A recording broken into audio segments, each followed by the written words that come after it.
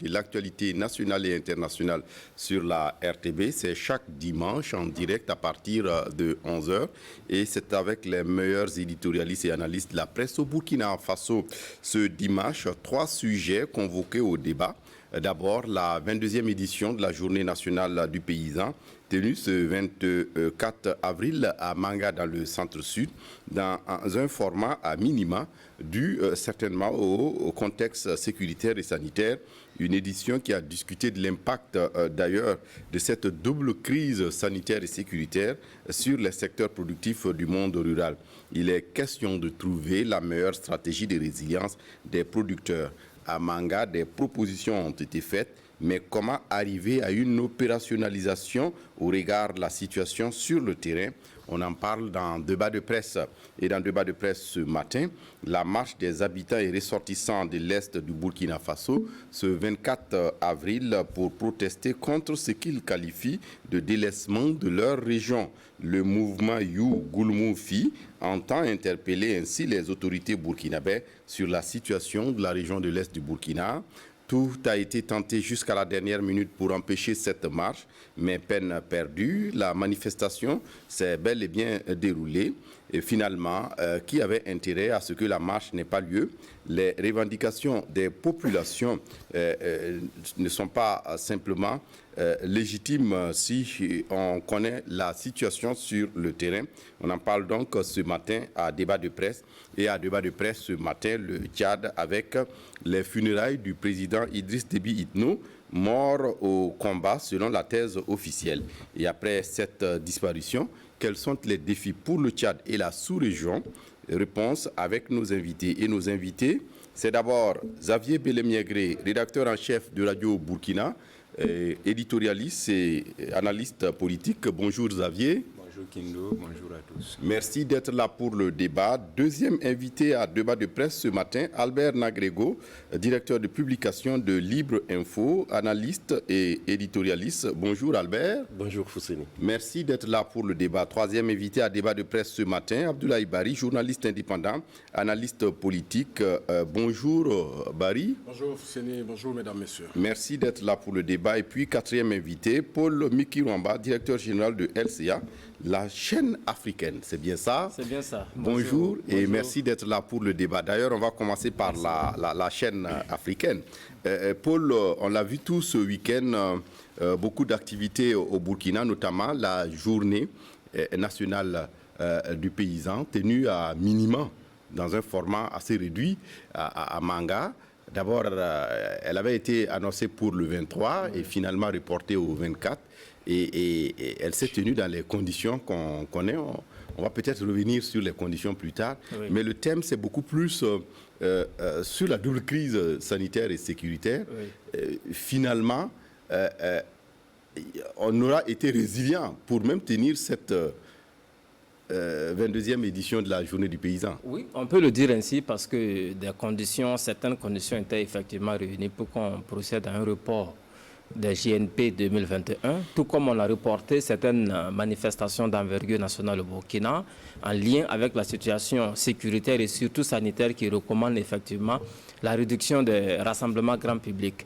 Mais je crois que le défi a été relevé, c'est une forme de résilience, comme vous l'avez dit, à Manga, avec une GNP au minima, mais qui a également tenu toutes ses promesses parce que moi, j'étais de ceux-là qui pensaient effectivement qu'on n'avait pas besoin de mobiliser jusqu'à 1500 acteurs du monde paysan. On pourrait donc imaginer des représentants des différentes entités du monde rural à l'occasion justement de cette journée nationale du paysan. Donc c'est un défi déjà relevé et le thème, comme vous l'avez dit, c'est une question de mesurer l'impact de cette double crise sécuritaire et sanitaire sur le monde rural de façon générale.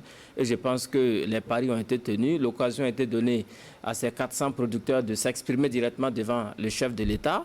Et puis bon, l'occasion a également été donnée de mesurer le degré de mise en œuvre des recommandations qui sont issues de la dernière édition et celle de 2019. Et je crois que l'un dans l'autre, c'est comme ça que l'on devrait donc pouvoir avancer vers justement une forme d'amélioration de la productivité agricole au Burkina. Mais moi, j'ai un certain nombre de craintes en ce qui concerne justement ces genres de rencontres que l'on a, parce que vous l'avez dit, c'est la 22e édition. On se souvient d'ailleurs que tout est parti un mois de décembre 1993 à Léo, dans la Sicile, avec l'ancien président Blaise Compaoré, qui a profité effectivement de la fête de l'Igname pour avoir ce contact direct avec les paysans.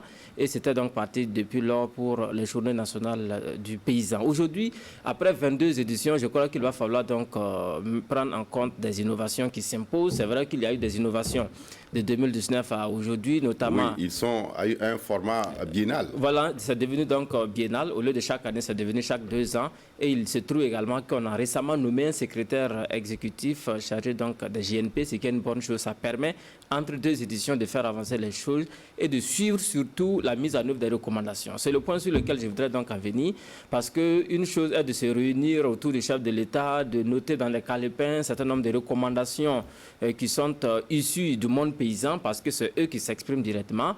Une autre chose est de savoir mettre en application l'ensemble de ces recommandations. Je pense d'ailleurs que c'est ce qui a surtout manqué, puisqu'on a vu au fil des éditions, les mêmes recommandations revenaient. Ça veut dire que ça n'a pas été mis en œuvre.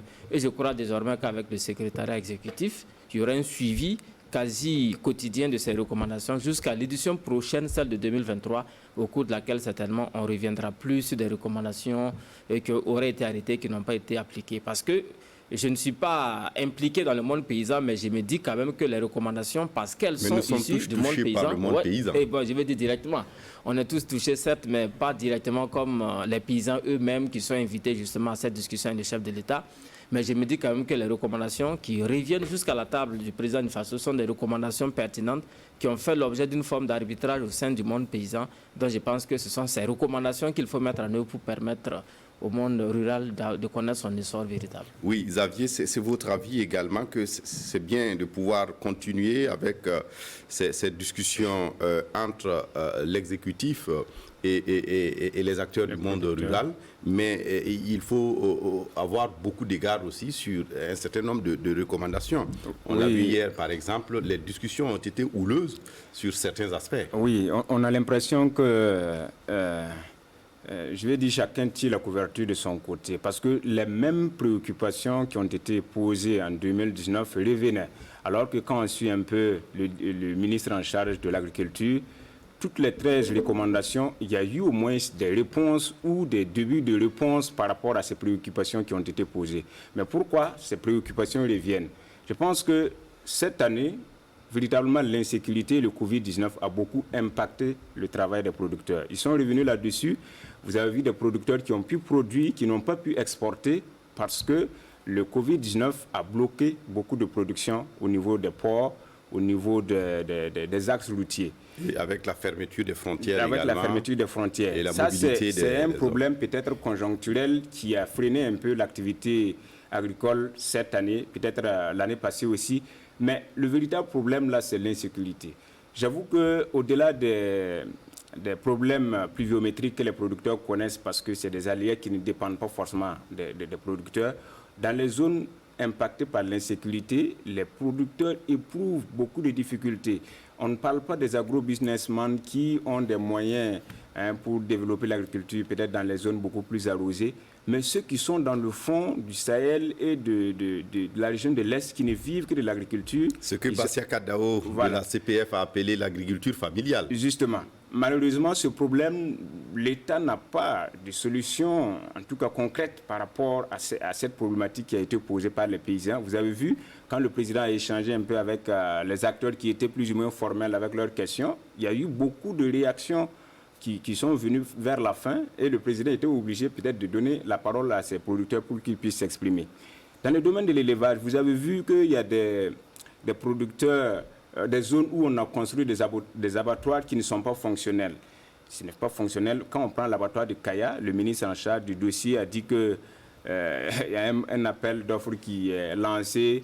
Vous voyez, un abattoir qui a été réalisé en 2020, on a inauguré et jusqu'à présent, la mairie n'a pas quelqu'un pour gérer cette question, par exemple. Bon, c'est des problèmes structurels quand même que l'État devrait se pencher depuis, nous sommes à la 22e édition. Ces questions-là ne doivent pas traîner, en tout cas sur la table de dans certains ministères. Malheureusement, ça revient. Les questions de boulis et autres que le ministère de l'Agriculture en charge a essayé d'énumérer. Toutes ces questions demeurent. Je pense que on souffre beaucoup plus dans la mise en œuvre de ces recommandations. Ça veut dire que l'administration n'est pas apte, de mon point de vue, à accompagner les acteurs sur le terrain de façon efficace. Lorsque vous parlez de l'administration apte, est-ce que c'est peut-être pas les lourdeurs beaucoup plus administratives que peut-être la capacité de l'administration et ses compétences qui sont remises en cause? Justement, parce que généralement, on met en place des structures. On a parlé de ceux qui doivent gérer, par exemple, le foncier, parce que c'est une préoccupation des producteurs. Le ministère en charge de l'agriculture a dit qu'il y a eu en tout cas 200 services locaux qui ont été mis en place au niveau des départements, des communes. Mais quand vous y interrogez les producteurs, ça ne fonctionne pas. Voilà. Donc, on souffre un peu de ces problèmes-là qui fait que les producteurs souffrent sur le terrain. Oui. Et Albert, la forme, c'est un face-à-face direct, mais il y a d'autres activités. Et c'est vrai que pour Manga, on pourrait épiloguer un peu sur ce format à minima qui n'en est pas forcément un format à minima puisque pratiquement toutes les activités qui ont lieu lors des JNP se sont tenues. Donc ça veut dire que bon, on cherche où est le format à minima, si ce n'est que peut-être le nombre des participants qui a été réduit. Mais on va beaucoup plus s'appesantir sur la thématique dont a évoqué Paul Miki et Xavier Belemiégré, qui nous ramène à nos réalités aujourd'hui par rapport au contexte actuel, à la situation qui prévaut sur le terrain. Comment véritablement on peut arriver à s'en sortir? C'est que les crises continuent toujours. Oui, ça c'est des questions qui sont véritablement pas liées au contexte burkinabé, donc c'est un peu mondial. Le contexte Covid-19, je veux parler. Maintenant, contexte crise sécuritaire, c'est beaucoup plus transfrontalier également avec les 5 pays du G5 Sahel.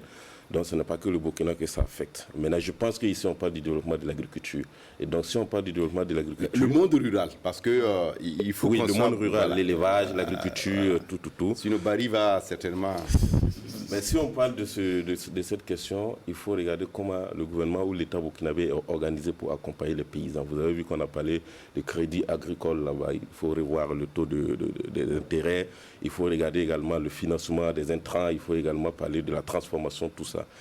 Mais moi, je veux bien commencer par là où Xavier a fini, la question de lourdeur. Quand vous regardez Foussine, on avait 4 ministères qui avaient en quelque sorte la charge de l'organisation de ce truc. C'est 5 ministères. Donc, ça veut dire que sur le terrain, il y aura forcément des blocages. Donc, posons-nous la question d'abord. Est-ce qu'il faut réduire nos ministères pour véritablement répondre aux besoins du monde rural ou bien il faut continuer de la sorte? Parce que vous allez trouver sur le terrain que peut-être le ministère de l'eau et de l'assainissement qui devait s'occuper peut-être de barrages ou de réhabilitation d'un barrage est coincé quelque part d'autre là-bas par un autre ministère également qui doit aussi co-signer ou bien prendre une décision. Ou le ministère de l'Environnement a du mal également à dégager des pistes je sais pas moi, de pâturage ou bien de bétail par rapport au ministère des Ressources animales et élevage. Donc, il faut que déjà à ce niveau-là, on travaille à avoir une visibilité claire de quel ministère fait quoi exactement pour ne pas que les ministères se piétinent dessus. Ça, c'est le premier. Tant qu'on ne réussira pas ça, on va toujours se marcher dessus. Il y aura des lourdeurs administratives et vous allez rencontrer même des ministères où il y a des structures à l'interne même qui, on peut le dire ainsi, se combattent en quelque sorte. Donc tout ça, ça engendre les lourdeurs administratives et on ne peut pas fonctionner. La deuxième chose, vous avez parlé également du format. Moi, je ne dirais même pas du format. Je me dis qu'il faut qu'on arrive à casser avec la routine.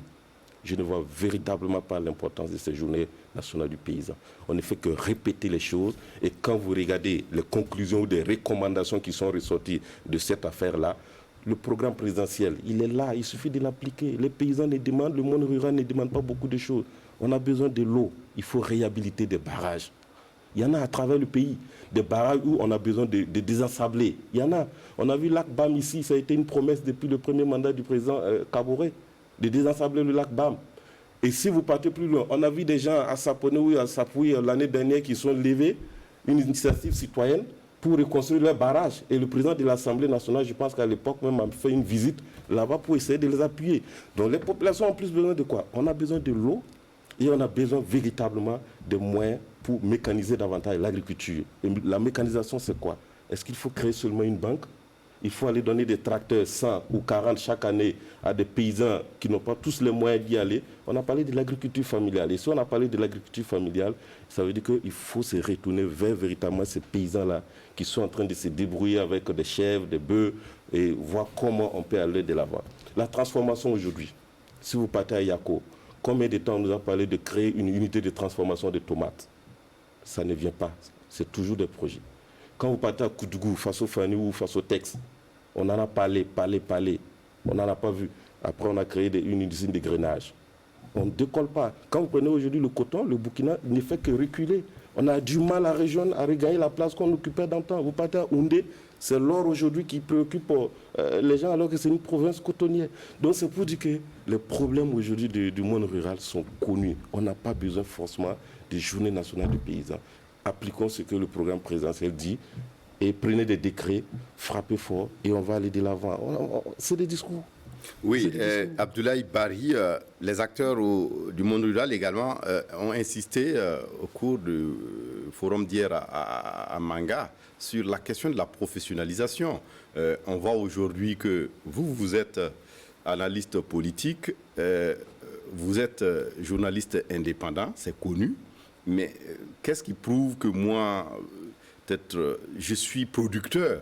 Il faut qu'on aille aussi vers ça. Est-ce que ce n'est pas pertinent, effectivement, de regarder aussi de près ces préoccupations de ces producteurs qui veulent essayer de faire le ménage à l'intérieur du groupe, quoique, quelque part, c'est un travail gigantesque?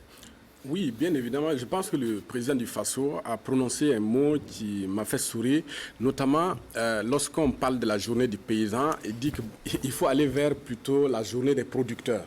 Parce que parler de paysans, ça renvoie un peu à la dimension archaïque de cette activité qui nourrit quand même des millions de personnes, qui constitue un levier important de l'économie nationale. Mais je vais rebondir par rapport à ce que Rwamba a dit. Contrairement à ce que le commun des Burkinabés pense, c'est une idée originale du président Thomas Sankara lors de la révolution d'août 83, qui a décidé donc à un moment donné d'avoir un échange franc et direct avec les producteurs. On dit producteurs, donc il y a ceux qui cultivent et puis il y a ceux qui élèvent. Donc dans vous voulez compter vos bœufs parmi les producteurs. Donc dans l'optique donc de maîtriser les véritables, de connaître les véritables enjeux et de réfléchir avec ces acteurs majeurs là du développement national, quels sont les moyens qu'on pourrait utiliser pour accompagner ces secteurs. Donc évidemment sous la révolution à un moment donné ça avait été interrompu et donc ça fait partie des idées géniales qui ont été volées par le Front populaire et plus tard le CDP. Donc à l'origine c'est une idée de Thomas Sankara. Donc en 93 il a vu, il y a eu la fête nationale donc, de l'Ignam à Léo. Ensuite, il y a eu la première édition à Djibo. Donc, mais moi, je veux dire, lorsque j'ai suivi ça hier, moi, j'étais franchement fasciné parce que j'ai dit, sur le format, sur le format, je trouve que c'est un moment important. C'est un truc, c'est un acte démocratique, vous voyez un peu, où on peut permettre à ces acteurs au niveau local de venir avoir un échange franc avec le président de la République, avec le Premier ministre et des ministres qui sont là, à qui on pose des questions sur les différentes activités au niveau local, et des ministres qui viennent donc répondre. Donc ça répond un peu à la redevabilité dont on parle de plus en plus. Et moi j'ai remarqué que les ministres étaient assez préparé. Par exemple, lorsque vous prenez à quelqu'un qui a posé la question sur une ambulance à Matiakwali, ça n'existait pas. Et donc, la préoccupation a été posée. Et lorsque le ministre de la Santé a pris la parole, il a dit non, Matiakwali a une ambulance depuis tel jour et voilà l'immatriculation. Donc, ça prouve que c'est pas forcément un discours... On peut vérifier sur le terrain. Oui, ben, il a donné l'immatriculation. Il n'y a pas de raison qu'on ne fasse pas confiance à ce qu'il a dit. Et puis, il y a une autre dame qui est de la COSI qui dit au président du FASO, nous sommes du secteur de l'environnement. Nous ne pouvons pas comprendre que ça fait combien d'années on n'a jamais été décoré. Ça donne l'occasion au président du FASO de connaître les petits problèmes donc, qui émaillent le secteur et de résoudre parce que on ne va pas se voiler la face, hein. On a les petites lourdeurs, les petites jalousies de fonctionnaires au niveau local, ça c'est connu de tous. Donc des problèmes comme ça peuvent trouver une solution désormais. Et puis aussi il y a la question du foncier qui est revenu. Évidemment, Maître Sankara dit, bon, il n'y a pas de criminalité foncière, comme l'a dit le brillant Rassalga, Mais bon, je pense que sur la question du foncier, c'est une véritable bombe, même si en annonçant des mesures futures, on pourra désamorcer ça. Non, mais pour la préoccupation des producteurs hier, c'est un peu plus vers des réformes qui pourront véritablement les aider à avoir l'outil de travail qui est le foncier et de pouvoir produire. Parce que si on laisse faire, il n'y aura pas d'outil de travail. Non, c'est une nécessité pour plusieurs raisons. Non seulement il y a la dimension sécuritaire, il y a la dimension de Covid, mais il y a la dimension démographique qui fait monter la pression foncière. Parce que, je vous donne un exemple. Dans les années 80, le Burkina était un pays qui avait une population de 6 millions d'habitants. Aujourd'hui, le Burkina est un pays qui a 18 millions. Et si on continue ainsi, sans réfléchir à un format qui permet de sécuriser cette activité, on ne pourra pas s'en sortir. Qu'est-ce qu'il faut faire? Évidemment, Albert a abordé une question qui, pour moi, qui est importante. Il y a à la fois les innovations qu'il faut apporter, il y a aussi les grandes actions qu'il faut engager, de telle sorte, il y a les innovations, mais aussi de moderniser cette activité, parce que dans quelques années, on n'aura plus de terre. Donc la modernisation suppose qu'au-delà de discours politiques, qu'on puisse apporter véritablement des moyens à ces agriculteurs au niveau local. Mais à défaut, quand je parle d'innovation, voyez-vous, dans nos villages, moi souvent je suis choqué en saison des pluies, quand je pars, depuis 1960, depuis 1940, on cultive les mêmes variétés. Ces variétés, c'est quoi? On a des variétés qui demandent 3 mois, 90 jours de pluie. Alors qu'avec les changements climatiques, ce n'est pas évident que la saison pluvieuse puisse s'étendre sur 2 mois. Donc, il nous faut, à défaut d'avoir des moyens... un peu avant. Voilà. Il nous faut, à défaut d'avoir des moyens pour mettre à la disposition des agriculteurs, réfléchir à comment apporter des variétés, comment on appelle, des variétés hâtives. C'est-à-dire qui peuvent être prêtes donc, au bout de 60 jours. Là, on peut résoudre. Donc, à la fois, pour me résumer, il y a la dimension de réforme pour accompagner en termes de moyens les agriculteurs, mais aussi réfléchir à des moyens pour innover véritablement dans le secteur. Oui, et Paul Miki, Barry l'a dit, il y a la question de la sécurisation foncière, mais il y a bien plus encore la question d'équipement et de transformation que vous avez évoquée, et surtout du financement des activités des producteurs. Le président d'honneur, je crois, de la CPF, Bassia Kadao, l'a relevé. Il y a une banque agricole qui existe, mais aujourd'hui, les producteurs ne se sentent pas véritablement tout ça, impliqués. Ce sont les conditionnalités d'accès au crédit qui posent problème. C'est vrai que la question de la banque agricole a été évoquée un certain temps, c'est une réalité aujourd'hui. Il y a même le fonds de développement agricole également qui existe, qui a donc été justement mis en route. Il y a d'autres tribunes et justement d'autres occasions, d'autres institutions qui offrent donc, qui financent le monde rural. Mais je crois que le vrai problème posé par les paysans reste toujours intact. C'est la question d'accès à ces fonds, les questions de garantie qui n'ont jamais été véritablement réglées. Alors, au-delà de tout cela, question de mécanisation, question de financement du monde rural, je voudrais évoquer également la question de la recherche scientifique. Je crois que M. Barry en a parlé un tout petit peu quand on parle des questions de variétés. Aujourd'hui, il y a un autre type d'acteurs du monde rural dont on parle très peu, ce sont les chercheurs logés donc au sein du ministère de la Recherche scientifique qui font un travail excellent. Mais ce n'est pas un travail qui bénéficie comme les autres secteurs des projecteurs des médias. Et je crois d'ailleurs que les journées nationales de pardon devraient être également l'occasion d'un plus grand rapprochement du paysan. Pardon. Autant pour moi, journée nationale de paysans devrait être une occasion justement de renforcer ce rapprochement entre les producteurs et les chercheurs parce qu'il y a quand même de très bons résultats. Je crois qu'il y a des variétés qui sont adaptées à nos sols, qui sont adaptés également à nos saisons. Je pense que ça, c'est quelque chose également qui manque, qu'il faudrait renforcer au fil des prochaines éditions. Mais je crois qu'Albert aussi a raison, parce que si on continue comme ça, avec des recommandations qui ne sont pas généralement mises en œuvre, on risque donc d'aboutir finalement à une forme de foire parlant de ces journées nationales de paysans, alors qu'on est dans une dynamique où il va falloir donc penser effectivement à la mise en œuvre de toutes ces recommandations qui sont très souvent pertinentes. Et je crois également que l'occasion qui est ainsi offerte au monde paysan d'échanger directement avec le président de Faso permet effectivement à ce dernier de connaître certains problèmes dont il n'aurait jamais pris connaissance s'il devait donc s'attendre à des comptes rendus à travers les différents ministères du monde rural. Et je pense que, vu sous ce temps-là, cette journée a sa raison d'être. Mais je pense qu'il faut également revoir les formats et les objectifs. Oui, format et objectifs, et certainement ça serait l'occasion d'autres débats qu'on aura à débat de presse ce matin. On va rapidement passer au second sujet de débat, la marche du mouvement You Gouloumou Fi, j'espère que je prononce bien, parce que bon, vous êtes dans une... Voilà, d'accord. Et ce mouvement Xavier Belemiégré, ce sont les habitants et les ressortissants de la région de l'Est qui estiment que leur région est délaissée par le développement. Et donc, ils ont battu le pavé hier, samedi, pour dénoncer et interpeller l'autorité. Est-ce que vous trouvez légitime leurs revendications? Oui, c'est des revendications légitimes, hein, parce que pour celui qui a fait cette région, en tout cas ces derniers mois ou ces dernières semaines, c'est vraiment difficile d'avoir l'accès. La route, elle est délabrée. Ça ne souffre aucun débat. Maintenant, oui, eux, ils ont la route, mais il y en a qui n'ont pas la route. Oui, bon. Mais c'est quand même mais il y en a qui n'ont pas la route. Une capitale régionale. Vous voyez, Fadangourma, la région de l'Est, il y a, je crois, c'est 3 ou 4 provinces. Et voilà, 5 provinces. Et c'est un territoire assez vaste. Alors, le désenclavement est très capital. On parlait récemment de la production agricole. Lorsque les producteurs éprouvent des difficultés pour rejoindre Fada parce qu'ils sont à Pama, à Matiakwali ou encore je ne sais quelle autre localité un peu reculée de la région, c'est un problème. Bon, maintenant, au fil des ans, les gens ont observé depuis pratiquement les années 60, quand on regarde un peu les réhabilitations des routes un peu partout, bon, on voit que la zone est plus ou moins délaissée. Et actuellement, le véritable problème, c'est l'insécurité. C'est vrai, le ministre des Infrastructures était récemment là-bas. Il a plus ou moins sommé l'entreprise, commis donc à la tâche d'accélérer. Mais le véritable problème que le ministre n'a pas dit, c'est ça, c'est l'insécurité.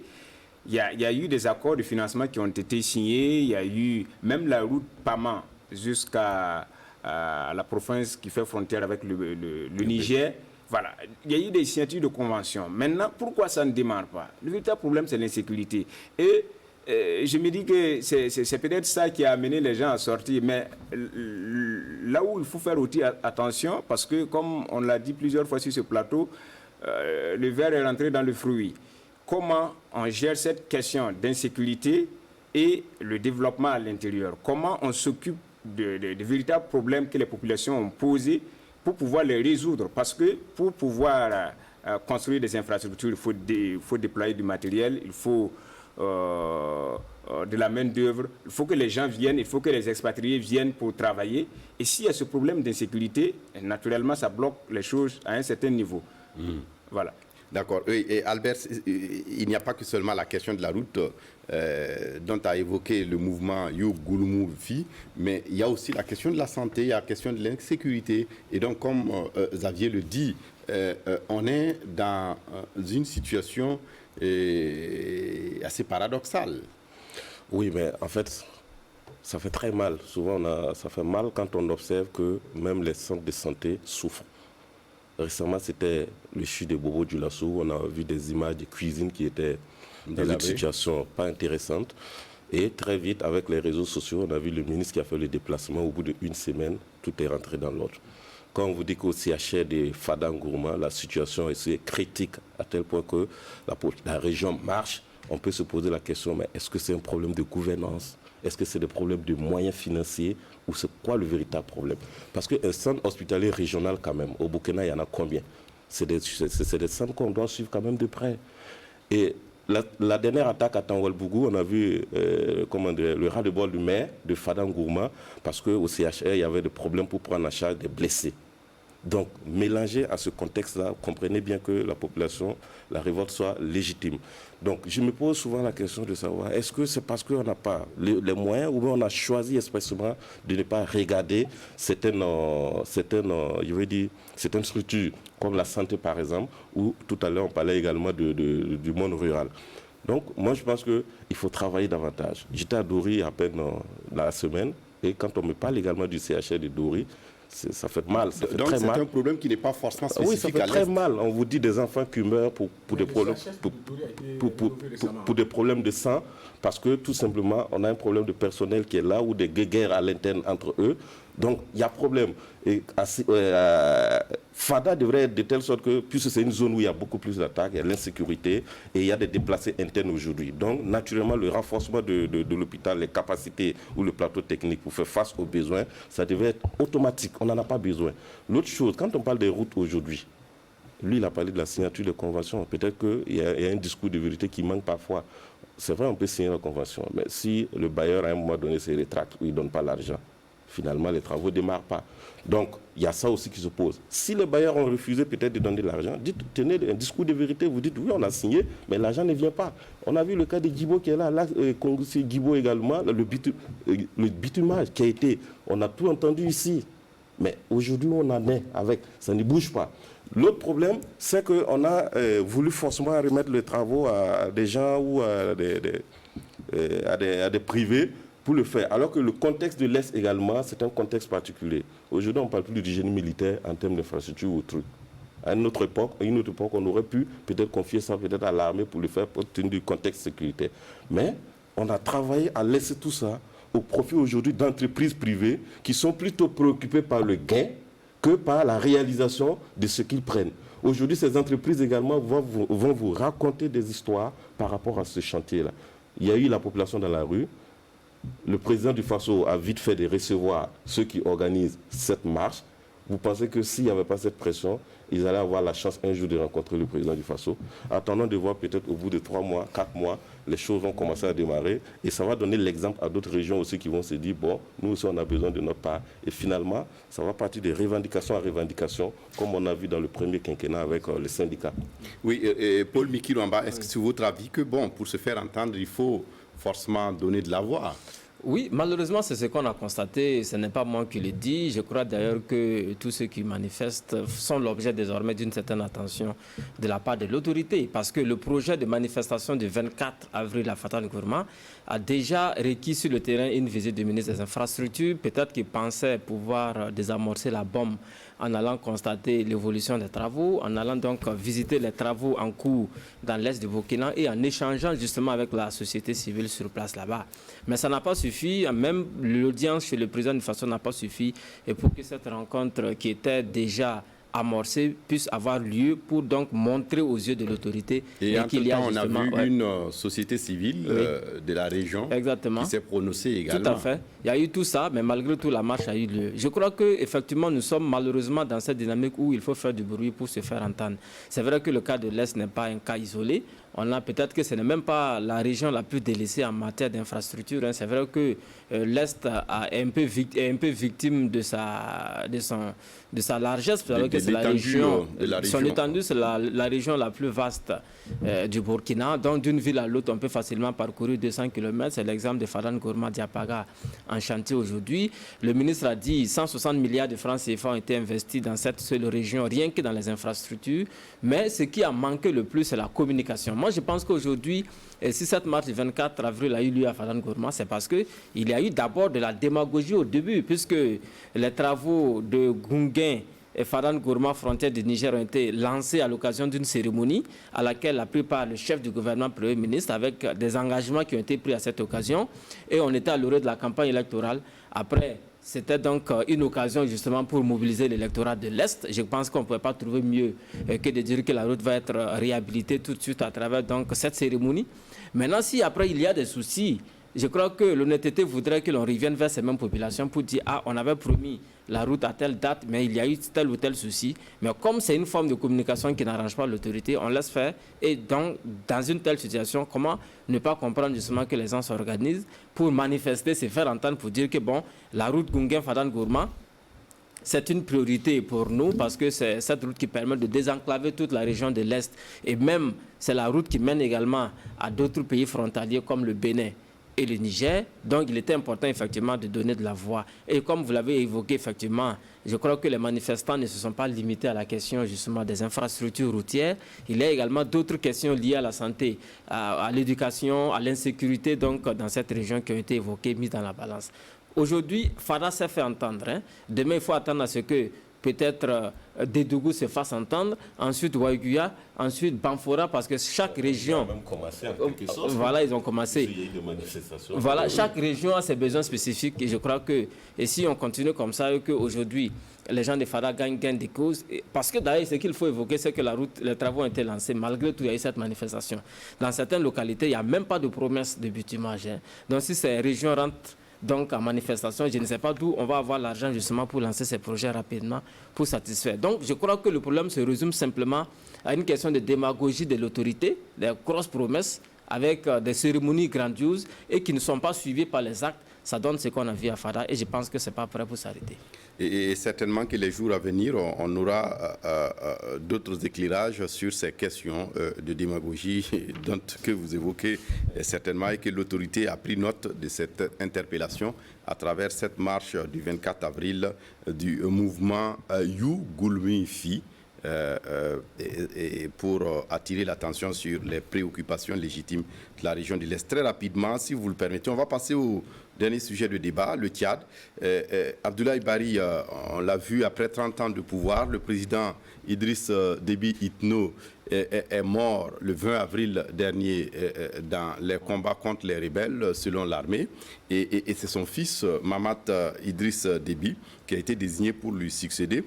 On voit là que le Tchad est considéré comme une sorte de rempart contre le terrorisme au Sahel, mais pas que seulement le Sahel, la région de l'Afrique centrale également. Vous avez la question de Boko Haram. Et donc, on peut dire ici qu'il y a beaucoup de défis pour le Tchad, mais aussi pour la sous-région. Évidemment, le guerrier est parti, nous laissant dans l'incertitude, dans la peur, parce qu'avec son départ, la région sera secouée, parce qu'il était véritablement une sorte de poutre qui maintenait donc une sorte d'équilibre à la fois pour le Sahel, l'Afrique centrale, une partie du Maghreb et l'Afrique de l'Ouest avec le Nigeria, où les troupes tchadiennes ont joué un rôle important pour défaire Boko Haram face à une armée nigériane qui n'arrivait pas à faire quelque chose, où les territoires nigérians étaient grignotés tous les jours. Donc il a fallu que dans le cadre de la force multinationale mixte, que les troupes tchadiennes, mais aussi avec le BIR du Cameroun, qui est le bataillon d'intervention rapide, une unité d'élite donc du Cameroun, pour sauver, on va dire, le grand Nigeria. La question donc que vous posez, vous voyez, le Tchad est au milieu, on va dire, de l'enfer, où on a au nord la Libye, où il n'y a pas d'État. On a des milliers de groupes terroristes qui se partagent donc le territoire avec 1 076 000 km². On a aussi le Niger qui peine parce que toutes ces frontières sont des frontières des pays avec des pays en crise, avec un territoire qui est de l'ordre de 1 268 000 km². On a aussi de l'autre côté le Soudan qui n'est pas stable. On a la Centrafrique avec ses problèmes historiques, mais aussi on a le Cameroun comme pays voisin où il y a de l'incertitude. Donc, disons qu'au milieu de cet enfer-là, on a le Tchad et notamment l'engagement, pas seulement l'engagement, mais la maîtrise des questions sécuritaires, mais aussi sociologiques de Idriss Déby, parce que c'est un homme de terrain qui connaît donc cette situation du Maghreb jusqu'au Moyen-Orient, jusqu'au Yémen. Donc c'est un homme qui connaissait véritablement les questions, ces questions-là, et jouait un rôle important dans la stabilité à la fois de cette région, mais aussi de nous-mêmes. Donc sa disparition, c'est un grand bond, comme j'aime le dire, pour nous autres, mais aussi pour le Tchad, parce que le rôle que Idriss Déby jouait dans cette région-là était un rôle assez crucial. C'est peut-être même ce qui a motivé un peu, que ce soit les pays africains, que ce soit l'Occident, à essayer de gérer cette situation de l'après-Déby en marchant sur les règles démocratiques qui voudraient quand même qu'en cas de vacance du pouvoir, que ce soit le président de l'Assemblée nationale qui assume donc les fonctions. Bien évidemment, on va nous donner l'argument du refus de ce dernier à assumer les fonctions. On n'en sait rien, mais s'il refuse, il sait pourquoi il a refusé, parce que lui, s'il venait à l'accepter, ça pourrait être même des problèmes de survie pour lui-même, parce qu'on sait que le Tchad lui-même est un pays qui regorge de beaucoup de groupes rebelles. Comment gérer toute cette situation? Et Emmanuel Macron a été donc, on va dire, dans une sorte de réalisme, parce que se mettre à dos le Tchad, c'est dire que bon, on décide donc de courir le risque de voir le Tchad récupérer ses 800 hommes au niveau de la zone des trois frontières. Ce n'est pas 1200, c'est 800 finalement.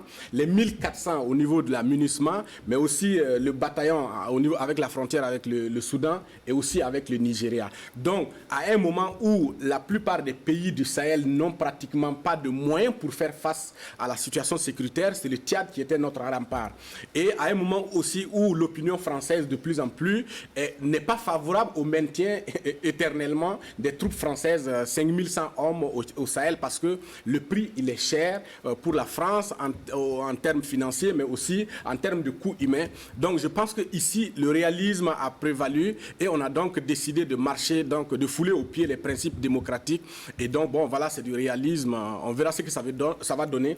Personne dans le monde n'a condamné la prise de pouvoir par l'armée. Oui, Albert, c'est vrai que les gens se sont justifiés, surtout côté français par exemple. On a vu le ministre Jean-Yves Le Drian qui a tenté de donner des explications, comme si le Tchad faisait partie de la France. C'est un problème intérieur tchadien. Tout à fait. Quand Barry dit que personne n'a condamné, je crois que l'Union africaine demande à ce que l'ordre constitutionnel soit rétabli. Ah oui, mais ça veut dire qu'il n'approuve pas. Vous permettez qu'il... Ça veut dire, si on lit entre les lignes, ça veut dire qu'il n'approuve pas ce qui est en train de se passer, même si on sait que c'est pour des questions de principe. Mais est-ce que ce n'est pas une condamnation voilée? Non, c'est des questions de principe en la matière. Maintenant, avec étonnement, on a vu que beaucoup de choses, ils ont marché véritablement sur la démocratie. Aujourd'hui, le soutien de la France montre clairement que la France n'était pas aussi contre le 6e mandat ou c'est, je sais pas moi, le 5e mandat de Déby. 6e mandat. 6e d'ailleurs. Donc ça veut dire que clairement la France était pour ce 6e mandat. Donc on a sacrifié vraiment la démocratie au Tchad. Et donc aujourd'hui, ce n'est pas les institutions fortes qui comptent, mais il faut peut-être avoir, je ne sais pas, un pays militairement fort pour compter parmi les grandes nations, parce qu'aujourd'hui, c'est véritablement l'armée du Tchad, avec Déby aujourd'hui qui fait que le pays où l'actuel chef militaire a la caution de la France et même, on dirait aussi du Burkina, parce qu'on a vu quand même les propos du président Kaboré lors des obsèques concernant le G5 Sahel. Donc aujourd'hui, ça veut dire que l'armée a fait d'Idriss Déby un homme incontournable, un pays puissant, et donc il faudrait se résoudre à avoir une armée forte pour pouvoir espérer demain si on veut diriger avec un bras de fer. Donc l'autre chose c'est quoi? C'est qu'aujourd'hui quand on regarde la déstabilisation du G5 Sahel, ça ne s'explique plus. On sait très bien qu'on devient encore de plus en plus fragile parce que c'était quand même, comme Barry le dit, le dernier rempart par rapport à cette situation. La France comptait beaucoup sur le Tchad avec sa base Barkhane qui est à N'Djamena et encore ces soldats que Déby a déployés au niveau de la MINUSMA mais également au niveau du G5 Sahel pour pouvoir contrer un peu l'avancée du terrorisme. Aujourd'hui, le monsieur y part. L'inquiétude, c'est comment on va résoudre ce problème. Déjà que l'Afrique centrale même est instable aussi avec des pays qui sont en guerre, comme la Centrafrique, on va dire également comme le Cameroun qui connaît chaque fois des agitations avec le terrorisme aussi. Et on pourrait aussi citer d'une moindre mesure le Tchad lui-même qui est aussi malade. Donc moi je pense que le problème ici, c'est de poser la question de la démocratie finalement. Parce qu'on a vu 2 poids 2 mesures. Le Mali et le Tchad. La seule différence au Mali, c'est que le président de l'Assemblée lui-même n'était pas véritablement en griffe légitime parce que l'Assemblée y est en griffe quelque part responsable de la situation qui est arrivée. Mais au Tchad, ça m'a étonné véritablement que les choses aillent très vite comme ça et qu'on accepte une transition militaire. Il faut reconnaître qu'il y a eu un coup d'État constitutionnel au Tchad. Il y a pas. Est-ce que pour aller dans le sens de Barry, ce n'est pas le réalisme qui a prévalu? Mais si on va aller du réalisme au réalisme, ça veut dire que chaque pays aura également ses réalités qu'il faudrait accepter. Ça, c'est une évidence. Si on va aller du réalisme au réalisme, ça va être comme ça.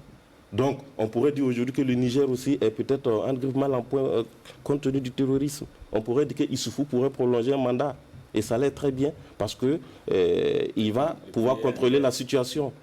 On pourrait dire également qu'en Mauritanie, c'est pareil. Au Mali, on pourrait dire, bon, comme le pays est touché aujourd'hui, il faut laisser la junte faire peut-être 3 ou 4 ans pour pouvoir rétablir les choses militairement, sinon ça n'y va pas aller. On dira au Burkina Faso en 2015 que oui, on est en train de connaître une annexion également du terrorisme. Il faut laisser peut-être Zida continuer les choses. En Côte d'Ivoire, on va dire quoi? Donc ce que Alassane Ouattara a fait aujourd'hui avec son 3e mandat, c'est tout à fait normal parce qu'il y a du réalisme politique qui est là. On dirait en Guinée qu'Alpha Condé, il y a du réalisme politique.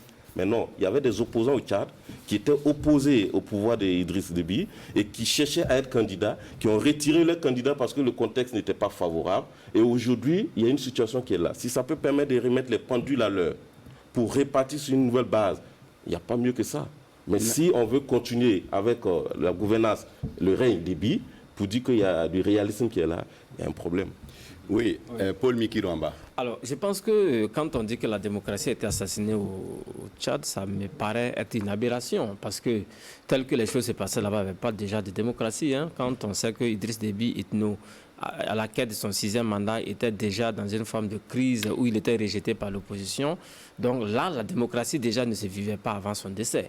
Maintenant, sa succession a été une logique, si vous voulez, de ce que lui-même il était, justement. Parce que je crois que c'est un président militaire qui a réussi à bâtir un régime militaire, si vous voulez, où les principes de la démocratie étaient foulés aux pieds. C'est vrai qu'il avait les deux qualités, enfin, une qualité et puis un défaut. C'est un patriote, ça on ne peut pas lui reconnaître parce qu'il a défendu son pays lui-même de façon très directe. Et de l'autre côté également, ce n'était pas un modèle en matière de démocratie. C'est là d'autant plus qu'il s'est succédé à lui-même jusqu'à 6e mandat qu'il a donc obtenu, évidemment. Donc c'est un aspect de la démocratie. Je veux dire, la démocratie n'était pas au bon niveau avant le décès donc, de Idriss Déby. Et je crois que c'est d'ailleurs ce qui a prévalu justement à cette succession avec les militaires. Parce que le président de l'Assemblée nationale, qui normalement devrait donc prendre le pouvoir, a certainement entendu les coups de canon. Il a dit ça, c'est pas mon milieu. Il a donc très vite fait de comprendre qu'il ne faut pas aller donc rentrer dans cela. Il s'est rétracté, il a laissé justement ce conseil militaire prendre le pouvoir. Donc aujourd'hui, on est donc dans un régime purement militaire. Vous verrez que cette transition qui est en train de se mettre en place ou qui s'est déjà mise en place au Tchad, c'est une transition purement militaire. Il n'y a pas de civils là-bas, ils sont justement tous militaires. On attend de voir quel type de gouvernement ils vont former d'ici là. Donc maintenant, il y a vraiment débat, je crois bien, sur la durée de cette transition. 18 mois annoncés par la junte militaire de transition, enfin par le conseil militaire de transition. Moi, je ne crois pas du tout parce qu'il faut s'attendre à ce que lorsqu'il va bien bouffer et goûter au pouvoir, le fils Déby veuille donc se maintenir comme l'avait fait son père. Et je crois que c'est tant pis pour... c'est vraiment dommage pour la démocratie. Un scénario à la Kabila. Malheureusement, oui. Oui, Xavier. Je pense que le réalisme a prévalu. Il faut regretter peut-être l'absence de cette condamnation unanime, que ce soit au niveau condamnation ferme, je vais dire, au niveau de l'Union africaine et même de la part de la France, par rapport à cette prise de pouvoir par l'armée qui a succédé à Idriss Déby. Mais il faut peut-être aussi se réjouir de cette nouvelle décision des rebelles qui promettent en tout cas un cessez-le-feu dans les prochains jours, sinon ce n'est déjà... Et ils veulent le dialogue avec le nouvel homme fort, le Déby fils. Il faut se réjouir de ça parce que si la guerre, Idriss Déby, depuis qu'il a pris le pouvoir, le pays était en guerre. Ce n'est pas toujours dans leur logique de repli tactique, puisque juste un peu avant la disparition de Déby, ils avaient procédé à une sorte de repli tactique. Mais je pense qu'avec le débat de Déby, en tout cas, il y a eu un grand choc qui les a plus ou moins ébranlés eux aussi, et ils veulent le dialogue. Et s'ils veulent le dialogue, je pense que c'est une main tendue au pouvoir en place qui doit l'accepter, même s'il faut peut-être avoir son couteau derrière pour se prémunir de quoi que ce soit. Le réalisme actuel au niveau du Tchad, là, fait que, peut-être comme le parti politique qui soutient Idriss Déby aussi a tendu la main à ces rebelles, on peut espérer. Vous savez, avec ce choc, même les militaires tchadiens qui sont dans la zone Tambon ont eu le moral au talon. Et ils avaient même replié vers le Niger. Et ils voulaient replier dans leur pays. Bon, je pense que le dialogue qui est plus ou moins annoncé dans ce pays peut peut-être amener les choses à la normale. Et on peut espérer que le Tchad va reprendre un peu. Parce que, comme on l'a dit, c'est un pays qui est en guerre depuis pratiquement les années 70. Idriss Déby l'a dit, depuis qu'il est au pouvoir, le pays est en guerre. Peut-être la démocratie dont on critique ici, c'est aussi lié à ça. Un pays qui n'est pas stable, en guerre permanente, c'est difficile de parler de démocratie. Votre voisin Abdoulaye Bari ne semble pas être trop d'accord avec vos points de vue. Bari, réaction Et d'abord sur la question de la condamnation, il y a ce qu'on appelle en relation internationale le langage diplomatique. Nulle part, dans aucun communiqué dans le monde, on a condamné le coup d'État au Tchad. Ça n'existe pas, il n'y a aucun communiqué. On a rappelé certains principes, ça c'est normal, conformément au règlement de l'Union africaine. Mais moi j'ai eu la malchance de couvrir beaucoup de zones de crise et puis des coups d'État. C'est la première fois, après l'Égypte, où en 24 heures, on n'a pas suspendu un pays, où il y a eu rupture de l'ordre démocratique, l'ordre constitutionnel. Et Faki, le Tchadien Faki, qui est le président de la commission qui est quand même apte quand même à suspendre. Nous avons vu le Mali. Le Mali n'a pas été que suspendu. Le Mali a été affamé. On a tout verrouillé au Mali, où les Maliens n'avaient même pas accès à leur propre compte. On a vu dans un autre pays les mêmes réalités. Le Niger en 2010. Donc, mais ici, mieux, non seulement il n'y a pas eu de condamnation, mais on a assisté à une reconnaissance internationale de Déby Fils avec une investiture à la clé. Parce que le président français Macron est parti et son message est clair. Nous n'allons pas laisser le Tchad tomber, ni aujourd'hui, ni demain. Donc c'est une reconnaissance internationale. Mais au-delà, lorsqu'il y a eu un entretien il y a eu 2 entretiens entre les chefs d'État français et du G5 Sahel, jeudi et vendredi. Vendredi parce que le président Kaboré n'était pas arrivé. Donc quand il est arrivé, on a fait une autre réunion. Et au cours de cette réunion, le message est clair. C'est une solidarité derrière le Tchad. Et je vais vous étonner. Déby Fils prendra la tête du G5 Sahel. Donc il n'y a pas une reconnaissance. Je pense que dans le monde entier, il n'y a jamais eu un putschiste dans l'histoire de l'humanité qui a connu une telle reconnaissance internationale. C'est lié à quoi? C'est lié à ce que je disais tout à l'heure, parce que le Tchad c'est une puissance militaire, c'est-à-dire c'est la 15e armée sur le continent. Donc, et dans un contexte où nos armées sont en faillite, il ne faut pas avoir peur de le dire, les armées du Sahel, quels que soient les efforts qu'on arrive à fournir pour faire face aux défis sécuritaires, ce sont des armées très faibles dans des pays faillis. Donc comment se mettre à dos la puissance militaire, la seule puissance militaire qui, aux côtés des forces françaises, nous permet d'avoir un semblant d'équilibre. Donc le choix est vite fait entre la démocratie et la survie de nos États et la survie du Sahel, mais aussi de l'Afrique centrale. Le choix est vite fait de fouler aux pieds la démocratie. Personne n'en parle. Lorsque vous prenez un pays comme la Libye ou le Niger, vous pensez que ces grands pays-là ont intérêt à ce que on demande qu'il y ait la démocratie au Tchad, qui va nous ouvrir la porte à l'incertitude, pendant que les frontières, ces pays-là partagent chacun au moins 1000 km. Entre le Tchad et le Niger, il y a au moins 1155 km. Entre le Tchad et la Libye, il y a 1059 km. Comment vous allez arriver donc à sécuriser ces frontières-là dans un contexte de crise interne, parce que le terrorisme est aussi à l'intérieur de ces pays, surtout la Libye où il n'y a pas d'État. Donc, entre la démocratie dans ce contexte géopolitique marqué par des crises aiguës et donc la nécessité d'avoir une démocratie, le choix a été vite fait. Tant pis pour la démocratie, parce que quand on s'appelle le Tchad, c'est pas comme quand on s'appelle le Mali ou la Gambie de Yaya Jammeh. Albert, c'est clair. Non, la logique est là. Aujourd'hui, ils ont torpillé les choses pour confier le pouvoir. C'est la monarchie maintenant. On ne va plus même dire que c'est un conseil militaire de la transition, parce que c'est de père en fils maintenant qu'ils sont en train de faire les choses. Un conseil familial. Ça, c'est la deuxième chose. Maintenant, on montre aux yeux des autres peuples que quand des situations pareilles arrivent, on peut légiférer ou on peut décider en tenant compte également des rapports de force. Donc ici, ça m'étonne, ça veut dire qu'à part le Tchad aujourd'hui, nos États qui sont dans le G5 Sahel ne peuvent même pas assurer sa propre sécurité. Et donc pour assurer sa sécurité, on est obligé d'aller s'agenouiller devant le Tchad et même se prosterner devant le fils, parce que le père n'est pas là, pour espérer au moins avoir la sécurité. Moi, quand je regarde le message du président Kaboré, qui représentait le message des 5 chefs d'État du G5 Sahel, en aucun cas dans le message, vous allez avoir le mot dialogue, vous allez avoir le rétablissement de l'ordre constitutionnel, vous allez avoir le mot, consulter peut-être l'opposition. On s'est focalisé sur la question sécuritaire et on a dit on est prêt également à accompagner le Conseil militaire de transition. Donc, une évidence, c'est qu'au Tchad, on est tous d'accord sur ce plateau que la démocratie est mise de côté.